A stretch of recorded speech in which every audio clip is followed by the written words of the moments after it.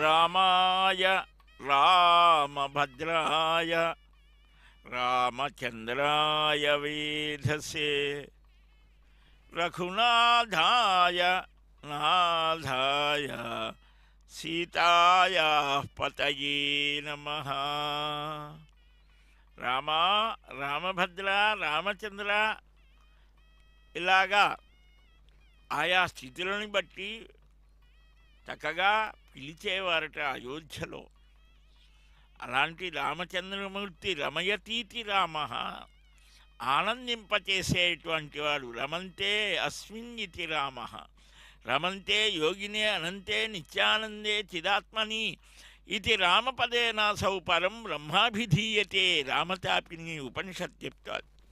అదిగో ఆ చిన్నారులు చక్కగా ఆయా కళలని భగవంతుడికి ఎదుటగా నిలిచి నృత్యనాట్యాలు, సౌర్యత్రిక విశారదులు అని, అంటే నృత్యము, వాద్యము, గాత్రము ఈ మూడిటితో కలసినటువంటి అదిగో స్వామి ఆ వెంకటాద్రివాసుడు త్రేతాయుగంలో తనకు అపరభక్తుడు, దాసోహం దాస్యభక్తికి నిదానమైనటువంటి వాడు.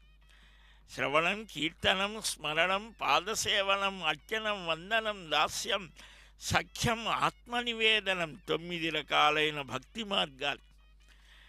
అందువలనే మనం చక్కగా ఆ స్వామి యొక్క అనంత కళ్యాణ గుణ సంపన్నుడైనటువంటి ఆ స్వామి వైభవాన్ని శ్రద్ధగా శ్రవణం చేయాలట. 24,000 శ్లోకాలు అందుకే వాల్మీకి మహర్షి మనకు అనుగ్రహించాడు.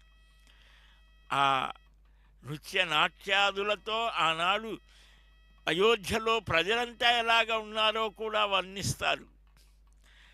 స్వపుత్రం రాజశార్దూల రామం సత్యపరాక్రమం కాకపక్షధరం శూరం జ్యేష్టం మే దాతుమర్హసి అని ఆ సూర్యుడు శౌర్య పరాక్రమాలు, సత్యపరాక్రమం కలిగిన గుణపాలు ధరించే కౌమార వయస్సులో ఉన్నటువంటి నీ జ్యేష్ఠ కుమారుడైనటువంటి రాముణ్ణి నా వెంట పంపించవయ్యా. దశరాత్రం హి యజ్ఞాయ, ఒక 10 రోజులు యజ్ఞం చేస్తానంటాడు.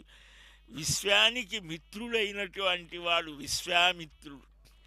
ఆ విశ్వామిత్రుడు వచ్చి చెప్పాడు, నీకు తెలియదు నీ కుమారుడు యొక్క గొప్పతనం. అహం వేద్మి మహాత్మానం రామం సత్యపరాక్రమం వశిష్ఠోపి మహాతేజ ఏచ ఇమే తపస్సి స్థితాః. ఎంత అద్భుతమండి! రామాయణం అడుగడుగునా కూడా ఒక తపస్సు చేసి ఆ తపస్సుని లోకానికి మేలు కలిగించాలి అని ఉద్దేశించి ఆ ఫలాన్ని మనకు వాల్మీకి మహర్షి అందించాడు. అట్టి అక్షర సమామ్నాయంతో అందమైనటువంటి ఆ దేవదేవుని యొక్క ఆ దివ్య వైభవాన్ని మనం వీక్షిస్తున్నాం. కృతయుగంలో నృసింహుడుగా వచ్చాడు, త్రేతాయుగంలో రామభద్రుడుగా వచ్చాడు, ద్వాపర యుగంలో కన్నయ్య కృష్ణుడిగా వచ్చాడు, ఈ కలియుగంలో శ్రీనివాసుడుగా.